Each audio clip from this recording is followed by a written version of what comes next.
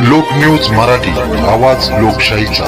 विटा शहरात आरोग्य सेवेचा विश्वासार्ह आधार. आदिती मल्टी स्पेशालिटी हॉस्पिटल संचलित बंडगर हॉस्पिटल विटा, महात्मा फुले जन आरोग्य योजना, आयुष्यमान भारत व बांधकाम कामगार योजनेअंतर्गत शस्त्रक्रिया आणि उपचार पूर्णपणे मोफत. हाडांवरील सर्व प्रकारचे ऑपरेशन्स, वेदना निवारणासाठी ब्लॉक इंजेक्शन, डायलिसिस, मूतखड्यावरील सर्व प्रकारचे ऑपरेशन व उपचार, जनरल सर्जरी, अपेंडिक्स, हर्निया, मूळव्याधवरील ऑपरेशन व उपचार पूर्णपणे मोफत. सावरकर नगर, खानापूर रोड, विटा. संपर्क आपल्या स्क्रीनवर. तर आमची विनंती आहे की इमर्जन्सी मेडिसिन च्या कॅटेगरीमध्ये असणारी औषधं 100% आमच्याकडे दिली जातील आणि त्याच्यामध्ये कुठल्याही प्रकारे कुठल्या रुग्णाला त्याचा जीव गमवावा लागला अशी परिस्थिती निर्माण होऊ नये याकरता या आजच्या पत्रकार परिषदेच्या माध्यमातून आज आपण दुपारी 12 वाजता एकत्र भेटतो.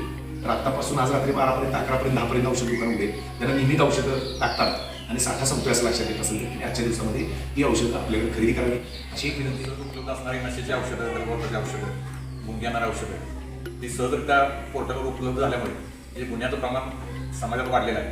आपल्या सांगली जिल्ह्यातच एका वर्षात जवळजवळ 64 हत्या झालेल्या आहेत आणि त्याच्या इन्व्हेस्टिगेशनमध्ये असं पोलीस स्टेशनवर नमूद करण्यात आलं की त्यातले 90% मर्डर हे नशेची किंवा गुंगीची औषधं 240च्या अंडर व्यवसाय करतो. परंतु ऑनलाईनला कसल्याही पद्धतीचं कायदा नाही आणि कायद्याचं पालन नसताना सुद्धा ते त्या पद्धतीने व्यवसाय करतात आणि पूर्ण त्याचा त्रासच आमच्या टीम्स लोकांना. आम्हाला जे जीवनची औषधं ठेवली तरी त्याचं बिलिंग करावं लागते, प्रत्येक गोष्ट नमूद करावी लागते. परंतु समाजात त्या पद्धतीनं जागृत झाला पाहिजे, त्यांना कळल्यामध्ये पुन्हा अशा प्रकारचा बदल हा होऊ नये या दृष्टीने आमच्या विषयाची दखल घ्यावी. खानापूर तालुका आणि पंचक्रोशीतल्या विद्यार्थी आमच्या विद्यार्थ्यातल्या लोकप्रतिनिधींना सुद्धा म्हणजे आमदार सुरसबाईबाबत यांना काल आम्ही निवेदन सर आमच्याकडे केलेलं आहे. त्यांनी आम्हाला आश्वासन केलं की आज ते स्वतः मुख्यमंत्री मोदींच्याकडे आहे तर ते संघटनेची आणि केमिस्ट व्यावसायिकांची बाजू त्या ठिकाणी मांडण्याचा प्रयत्न करणार. देशभरातील औषध विक्रेत्यांनी 20 मे 2026 रोजी राष्ट्रव्यापी बंदची हाक दिली आहे. ऑनलाईन औषध विक्री आणि कॉर्पोरेट कंपन्यांच्या वाढत्या हस्तक्षेपाच्या विरोधात हा बंद पुकारण्यात आला आहे. अखिल भारतीय औषध विक्रेता संघटना अर्थात AIOCDच्या नेतृत्वाखाली 15 मे ते 19 मे दरम्यान काळ्या फिती लावून निषेध आंदोलन करण्यात येत असून 20 मे रोजी औषध दुकाने पूर्णपणे बंद ठेवण्यात येणार आहेत. सांगली जिल्हा केमिस्ट अँड ड्रगिस्ट असोसिएशननेही या बंदला पाठिंबा दर्शवला आहे.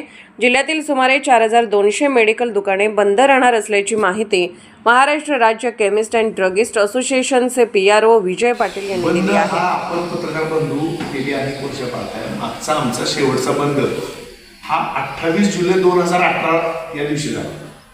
इतक्या दिवसानंतर आम्ही वारंवार मागणी केली. मागण्या करून आमच्या मागण्यांना ज्या वेळेला दाद दिली जात नाही अशी गोष्ट आली त्या काळानंतर लेखी, तोंडी, मौखिक आणि रिटर्न कम्युनिकेशन गव्हर्नमेंट केलं. ह्या सगळ्या गोष्टीनंतर जर आज अखेर या सगळ्या गोष्टीला न्याय मिळत नसेल तर आम्हाला नाईलाजाने हा बंद करावा लागेल. आम्हाला कल्पना आहे समाजामध्ये लाईफस्टाईल मेडिसिन आहे, समाजामध्ये अनेक प्रकारचे आजार ज्या आजारांवर तात्काळ औषध मिळणं आवश्यक आणि या सगळ्या गोष्टीमध्ये त्याचाच विचार करून जिल्ह्याच्या वतीनं आपण प्रत्येक तालुक्यामध्ये तालुकानिहाय आणि दोन्ही मोठ्या शहरांमध्ये सांगली आणि मिरज या सगळ्या ठिकाणी औषधं मिळण्याचं ठिकाण, त्यांचा मोबाईल नंबर आणि केवळ एक माणूस नाही, एक चांगली 2-4 लोक थांबतील. फक्त आमची विनंती आहे की इमर्जन्सी मेडिसिन च्या कॅटेगरीमध्ये असणारी औषधं 100% आमच्याकडे दिली जातील आणि त्याच्यामध्ये कुठल्याही प्रकारे कुठल्या रुग्णाला त्याचा जीव गमवावा लागला अशी परिस्थिती निर्माण होऊ नये याकरता या आजच्या पत्रकार परिषदेच्या माध्यमातून आज आपण दुपारी 12 वाजता एकत्र भेटतो. तर आत्तापासून आज रात्री 12 पर्यंत 11 पर्यंत 10 पर्यंत औषध दुकान उघडेल. ज्यांना नियमित औषधं लागतात आणि साठा संपतोय असं लक्षात येत असेल तर त्यांनी आजच्या दिवसामध्ये ही औषधं आपल्याकडे खरेदी करावी अशी एक विनंती.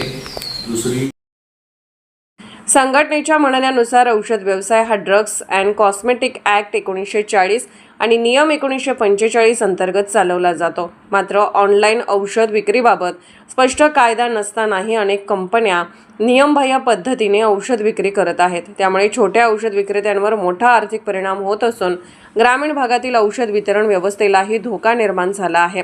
या संदर्भात केंद्र शासनाकडे वारंवार निवेदने देऊनही कोणतीही ठोस कारवाई न झाल्याने आंदोलनाचा मार्ग स्वीकारण्यात आल्याचे AIOCDचे अध्यक्ष जगन्नाथ शिंदे यांनी स्पष्ट केले आहे. दरम्यान 20 मे रोजी होणाऱ्या या बंदमुळे नागरिकांनी आवश्यक औषधांचा साठा आधीच करून ठेवावा असे आवाहनही करण्यात आली आहे. लोकन्यूज मराठी, समीर मुल्ला, विटा.